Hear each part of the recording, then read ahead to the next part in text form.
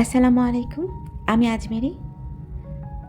নতুন বছরে অনেক অনেক শুভকামনা জানিয়ে আজকের এই ভিডিওটি শুরু করছি। নতুন বছর, নতুন একটি ভিডিও, তবে ঠিক সেই পুরাতন আমি। জানি না কম্বিনেশনটি আপনাদের কাছে কতটা গ্রহণযোগ্য হবে, তারপরও আশা রাখবো বিগত বছরে আপনারা যেভাবে আমাকে গ্রহণ করেছেন, ঠিক নতুন বছরে সেই ভালোবাসার সহিত আমাকে গ্রহণ করবেন। আর যারা আপনারা প্রতিনিয়ত আমার ভিডিওগুলো দেখে থাকছেন, আমার প্রত্যেকটা শুভাকাঙ্ক্ষী, আমার প্রতিটি সাবস্ক্রাইবার আমার কাছে কিন্তু কোনো সংখ্যা নয়। আমার আর আপনাদের মাঝে গড়ে ওঠা এই সম্পর্কটি আন্তরিকতায় শুরু হয়ে ভালোবাসায় পরিপূর্ণ আত্মার আত্মিক বন্ধুত্বের সম্পর্ক। আর বন্ধুত্বের সম্পর্ক একটা সুন্দর দায়িত্ব, এটা কিন্তু কোনো সুযোগ নয়। তো আমাদের প্রতিটা মানুষের জীবন থেকে আরও একটি বছরের কিন্তু সমাপ্তি ঘটল। আমরা হয়তো ভাবি দিন যায় আমাদের বয়স বাড়ে, তবে বিষয়টা কিন্তু ঠিক সেরকম নয়। দিন যায় আমাদের বয়স কমে। আমাদের জীবন থেকে আরও একটি বছর চলে যাওয়া মানে আমরা আমাদের শেষ পরিণতি, মৃত্যুর খুবই সন্নিকটে আরও এক ধাপ কিন্তু এগিয়ে যাচ্ছি। আলহামদুলিল্লাহ, আমরা প্রত্যেকে আরও একটি নতুন বছরে কিন্তু পদার্পণ করছি।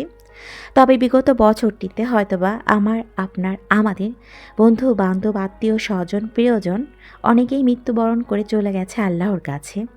কিন্তু আল্লাহ আপনাকে আমাকে এখনও হায়াত দিয়ে বাঁচিয়ে রেখেছেন হয়তোবা কোনো না কোনো ভালো কাজ করার উদ্দেশ্যে। তো আসুন নতুন বছরের শপথ নিই ভালো কাজের মাধ্যমে আল্লাহর প্রিয় বান্দা হওয়ার। আর ঠিক সেই ভালো কাজগুলো করার তৌফিক যাতে আল্লাহ তাআলা আমাদেরকে দান করেন, সেই আশা রেখে আজকের এই ভিডিওটিও শুরু করছি। আর যারা আমার পরিচিত অপরিচিত আমার প্রিয়জনগুলো আমার ভিডিওটি দেখে থাকছেন, আশা রাখছি আপনারা যে যেখানে রয়েছেন সবাই ভালো আছেন। আলহামদুলিল্লাহ, আমরাও ভালো আছি। তবে এই ভালো থাকার সংজ্ঞাটি হয়তোবা আমাদের এক একজনের কাছে এক এক রকম, তাই না? তবে জীবনে ভালো থাকতে গেলে খুব বেশি কিছুর কিন্তু প্রয়োজন নেই। এছাড়া আপনার আমার একান্ত ভাবনার ধরনটাই কিন্তু নির্ধারণ করে যে আমরা ভালো আছি না খারাপ আছি। তাই বলা যায় ভালো আর খারাপ থাকাটা আমাদের ভাবনার প্রতিফলন মাত্র। তো যাই হোক, আপনারা তো দেখে নিয়েছেন আমি কিন্তু সকালবেলা নাস্তাটা করে নিয়েছি। আমি গত রাতে একটু গরুর মাংস রান্না করে রেখেছিলাম, সেখান থেকে একটু তরকারি উঠিয়ে রুটি বানিয়ে সেগুলোকে সেঁকে তারপর একা একা বসে কিন্তু নাস্তাটা করে নিয়েছি। তো বাসায় কিছু মেহমান আসার কথা রয়েছে, তো আমার কাজকে একটু এগিয়ে রাখার উদ্দেশ্যেই কিন্তু আমি রাতে গরুর মাংসটাকে রান্না করে রেখেছিলাম। তো এসব কাজ সেরে এখন একটু চা খাবো, তাই চা বানিয়ে নিচ্ছি। প্রতিদিন সকালবেলা ঘুম থেকে উঠি আর ভাবি আজকে শুধু আমার দিন। গতদিন যে কাজটি করতে পারিনি, ইনশাআল্লাহ আজকে সে কাজটি করে নিব। তবে কাজটির শুরু যে শুধুমাত্র ভালোই হতে হবে তাও কিন্তু নয়।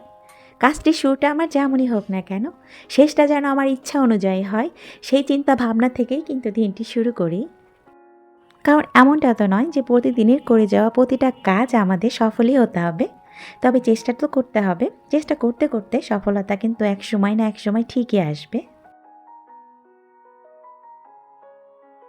তো বাসায় যে ইনডোর প্ল্যান্টগুলো রয়েছে ওগুলোকে একটু রোদে রাখছি। আর আমি চেষ্টা করি 1 থেকে 2 দিন সপ্তাহে অবশ্যই এগুলোকে একটু রোদ লাগানোর। গাছপালার মতো পরম নিঃস্বার্থ বন্ধু হয়তোবা জীবনে আর কেউ হতে পারে না। আমরা যতই ডালপালা, ফল, ফুল গাছ থেকে ছিঁড়ে ফেলি, তারপরেও কিন্তু তারা আবার নতুন ফল, ফুল, পাতা, লতা দেওয়া থেকে আমাদেরকে বঞ্চিত রাখে না।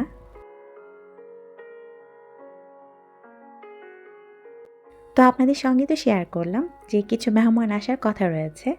তো বাজারে কিছুটা ঘাটতি রয়েছে, সেই ঘাটতি পূরণের উদ্দেশ্যে আমাকে বাজারে যেতে হবে। আর এটাই সঠিক সময়, কারণ এই সময়টা রাত্রে কিন্তু ঘুমিয়ে রয়েছে।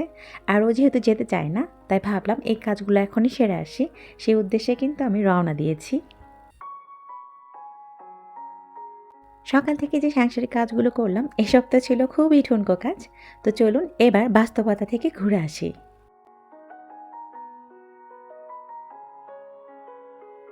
বাজারে রং বেরঙে শীতের সবজির কিন্তু ব্যাপক সমাহার।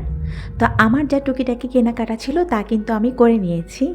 আর বাস্তবতা কিন্তু বড়ই কঠিন। সকালবেলা ঘুম থেকে উঠে আরাম আয়েশে নাস্তা করে নিজের জন্য সময় ব্যয় করেছি, তবে এখন কিন্তু সেই সময়টুকু আর নেই। জীবনে প্রবাহমান এই সময়ের মাঝে যদি 10টা মিনিট নিজের জন্য আনন্দ উল্লাস করে ব্যয় করি, তবে চেষ্টা করি পরের 10টা মিনিট যেন পরিশ্রমের মাঝে সেই সময়টাকে ব্যয় করার।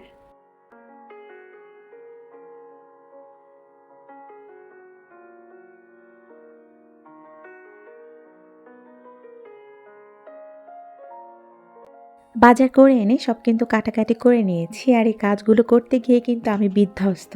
শুধু আমি একা বিধ্বস্ত নই, আজকে আমার কিচেন কেচিটাও কিন্তু আমার সঙ্গে, সঙ্গে সেও হাল ছেড়ে দিয়েছে। তো ভেঙে গেছে।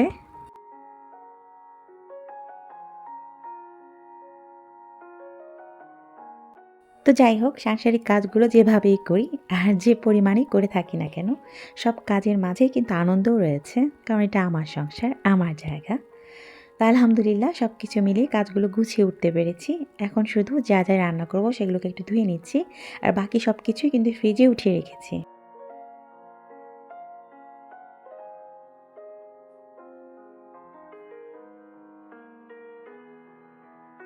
তো এখন দ্রুততার সহিত দুপুরবেলা রান্নাটা শেষ করার চেষ্টা করব। আর এই কাজগুলো করতে, করতে আপনাদের কাছে সেই চিরচেনা পুরাতন রিকোয়েস্টটা আবারও একটু করে নিচ্ছি। আমার তৈরি করা এই ভিডিওগুলো যদি আপনাদের কাছে একটু হইলেও ভালো লেগে থাকে, আপনারা চাইলে আমার এই ছোট্ট চ্যানেলটিকে অবশ্যই সাবস্ক্রাইব করে রাখতে পারেন। পাশে থাকা বেল আইকনের অল অপশনটিকে চাইলে কিন্তু প্রেস করে নিতে পারেন। তাহলে আমি যখনই ভিডিও পাবলিশ করব আপনারা নোটিফিকেশন পেয়ে যাবেন আর আপনাদের পছন্দ আর প্রয়োজন অনুসারে ভিডিওগুলোকে দেখে নিতে পারবেন।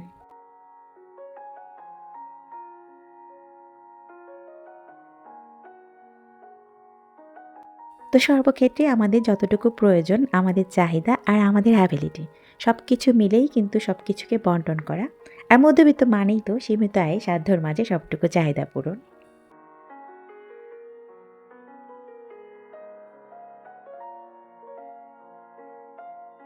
সবজি বাজার আর মাছ মাংস যেগুলো সময় সাপেক্ষ কাজ ছিল সেগুলো কিন্তু করে নিয়েছি। আর কিছু ফলমূল এনেছিলাম, ভাবলাম এগুলো ধুয়ে পরিষ্কার করে তারপর রান্নাটা শুরু করব। তো যেহেতু মেহমান আসবে, দ্রুততার সহিত রান্নাগুলো করব। ডিটেলস আর রান্নাগুলো আপনাদের সঙ্গে আজকে শেয়ার করছি না। তবে পোলট্রি ফার্ম বা ব্রয়লার মুরগি কিভাবে রান্না করলে খুবই স্বাদ অনুসারে আমরা সেটা খেতে পারবো, তাই ভাবলাম ব্রয়লার মুরগি রান্নার রেসিপিটি আপনাদের সঙ্গে শেয়ার করি।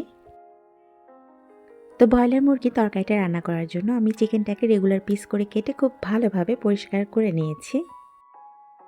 আর এখন আমি হাফ চামচ করে করে মরিচের গুঁড়া, ধনিয়া গুঁড়া, হলুদের গুঁড়া, জিরা গুঁড়া, তার সঙ্গে 1 চামচ পরিমাণ সরিষার তেল দিব। আর খুব ভালোভাবে মশলাগুলো চিকেনের পিসের সঙ্গে মাখিয়ে নিব। তো আমি হালকা তেলে চিকেনের পিসগুলো ভেজে তারপর কিন্তু রান্না করব। তো এই তো আমার কিন্তু মাখানো হয়ে গেছে। প্যানে আমি অয়েল দিচ্ছি আর এটাকে গরম করে তারপরে চিকেনের পিসগুলো আমি ভেজে নিচ্ছি। খুব হাই হিটে ভাজার দরকার নেই, মিডিয়াম লো হিটে ভাজলেই হবে। তবে খেয়াল রাখতে হবে জালটা যেন একদমই লোয়ে না থাকে, তাহলে কিন্তু চিকেন থেকে পানি ছাড়বে। ব্রয়লার মুরগিটা আসলে এক ধরনের স্মেল হয়, এ কারণে কিন্তু আমরা অনেকে এটাকে খেতে চাই না। তাছাড়া ব্রয়লার মুরগি রান্নার ক্ষেত্রে খুব দ্রুত কিন্তু সিদ্ধ হয়ে যায়। এর ফলে ব্রয়লার মুরগির মাংসের মাঝে কোনো ধরনের মশলা ঢোকে না। তো সব সমস্যাগুলোকে সঙ্গে নিয়ে আমি এই সমাধান সহ কিন্তু রেসিপিটা আপনাদের সঙ্গে শেয়ার করছি।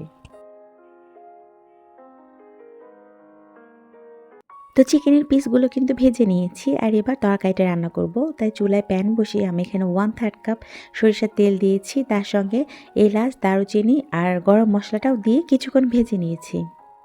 এবার হাফ কাপ পেঁয়াজ কুচিটা দিয়ে নিচ্ছি। পেঁয়াজ কুচিটা দেওয়ার পর এটাকে একটু ব্রাউন করে নিব।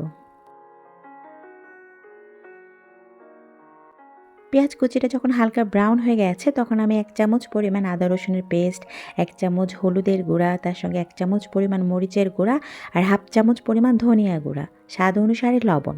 তো সব উপকরণগুলো দিয়ে খুব ভালোভাবে মশলাটাকে কষিয়ে নেব।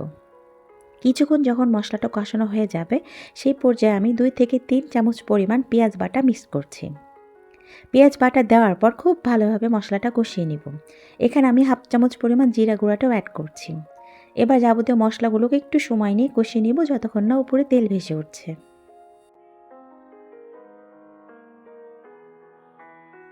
খুব ভালোভাবে মশলাটা কষিয়ে নেওয়ার পর ভেজে রাখা চিকেনগুলো দিয়ে নিব। এরপর আবারও কিছুটা সময় নিয়ে খুব ভালোভাবে চিকেনগুলো মশলার মাঝে কষিয়ে নিব। আমি ঝোলের জন্য একটু হালকা গরম কুসুম পানি দিয়েছি, তারপর এটাকে ঢেকে রান্না করব।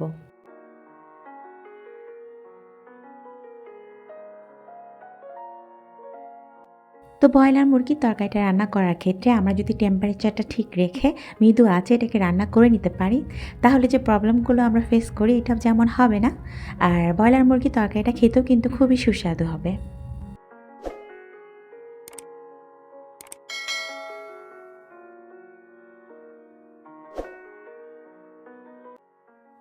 তো নিজস্ব কিছু ব্যস্ততার কারণে আজকের ভিডিওটি হয়তোবা খুব বেশি পরিপাটি করে আপনাদের মাঝে উপস্থাপন করতে পারিনি। তারপর আশা রাখবো হয়তোবা ভিডিওটা আপনাদের কাছে ভালো লাগবে। তো আজকের ভিডিওটি এখানেই শেষ করব, তবে তার পূর্বে ছোট কিছু কথা বলতে চাই। আমাদের জীবনে অতীতের নিশি চিরবিদায়ের বার্তা বলে কিন্তু কেটে গেছে। গত শতকের কালো ছায়াগুলো পেরিয়ে চলুন আমাদের জীবনটাকে নতুনভাবে নতুন আলোয় আলোকিত করি। আমাদের প্রতিটা মানুষের যতটা সুখ চাওয়া পাওয়া রয়েছে, আমাদের পরম করুণাময় রাব্বিল আলামিন হয়তোবা আমাদের তার থেকেও বেশি দিবেন।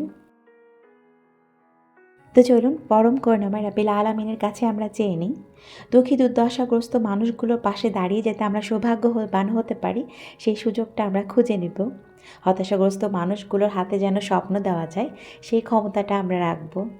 সকলের আয়ু দীর্ঘায়ু করে রাব্বিল আলামিন আমাদের বিনি সুতায় যেন তা গেঁথে দেয়, সেই দোয়াটা করব। মানুষে মানসিক খুনসুটি তো রবে, তবে প্রতিটা মানুষ একে অন্যর প্রতি যাতে সেবী মনোভাবটাও রয়ে যায়, সেই দোয়াটাও চেয়ে নিব। বিগত বছরটিতে হয়তোবা বন্ধুদের সঙ্গে কখনো না কখনো হয়েছে মতবিরোধ, তো তাদের সঙ্গে অন্তমিলের উদ্দেশ্যে হাতটিকে বাড়িয়ে দিব। আমাদের প্রত্যেকে ঘর থেকে 40 ঘর পর্যন্ত আমাদের প্রতিবেশীদের বিপদে আপদে নিজের সামর্থ্য অনুযায়ী যাতে সাহায্য করতে পারি, সেই প্রত্যয়টি মনে ধারণ করব। আমাদের প্রত্যেকের স্বপ্নের খাতাটিতে যাতে সফলতার উল্লাসের বাণী দিয়ে ভরিয়ে লিখে রাখতে পারি, সেই চেষ্টায় কিন্তু এগিয়ে যাব। তো এত আশা নিয়ে, আল্লাহ তাআলার কাছে এত চাওয়া রেখে আজকের মতো ভিডিওটিকে এখানেই শেষ করছি। আপনারা সবাই ভালো থাকবেন। আল্লাহ হাফেজ। আসসালামু আলাইকুম।